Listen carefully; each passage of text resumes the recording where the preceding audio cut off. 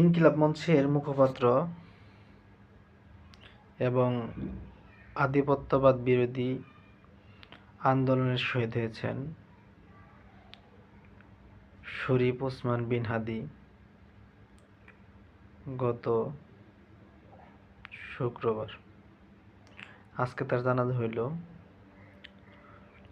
এখন এখানে আসলে বলবো কি, বলার মতো আসলে কিছু নাই। তবে এই দেশ, আমাদের এই রাষ্ট্র নিরাপত্তা দিতে পারে না। এখন প্রশ্ন হইল, কাদের নিরাপত্তা দিতে পারে না? যারা রাষ্ট্রের সম্পদ।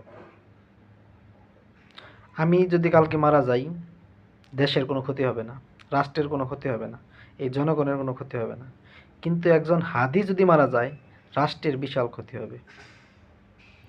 তো রাষ্ট্র যদি তাদের নিরাপত্তা দিতে না পারে, তাহলে এই দেশে আর কখন হাদি তৈরি হবে না। আর হাদি কিন্তু একটা কথা বলে গিয়েছিল যে আমি মারা যাওয়ার পরে আর কিছু হোক না হোক, অ্যাটলিস্ট বিচারটা করেন। কারণ কি বলেন তো?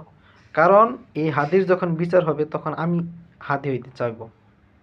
হাদি হইতে চাইবে এই জন্য যে না, আমি মারা গেলে তো বিচার হবে।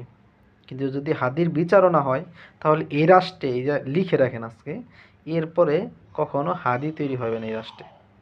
আর আধিপত্যবাদের বিপক্ষে কোনো একটা শক্তি দাঁড়াবে না। কেন দাঁড়াবে?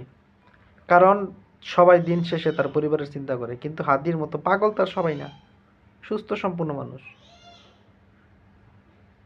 তো সব রাজনৈতিক দল তাদের নিজেদের দলীয় সিদ্ধান্ত মাইনা চলে।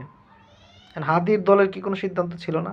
ছিল, কিন্তু ওরা কথা হলো দেশ বাঁচাইতে হবে। কিন্তু অন্যান্য রাজনৈতিক দল কথা হলো রাজনৈতিক দল বাঁচাইতে হবে, দেশ পরে। হাদি আর অন্য রাজনৈতিকবিদের ভিতরে পার্থক্য এইটুকুই।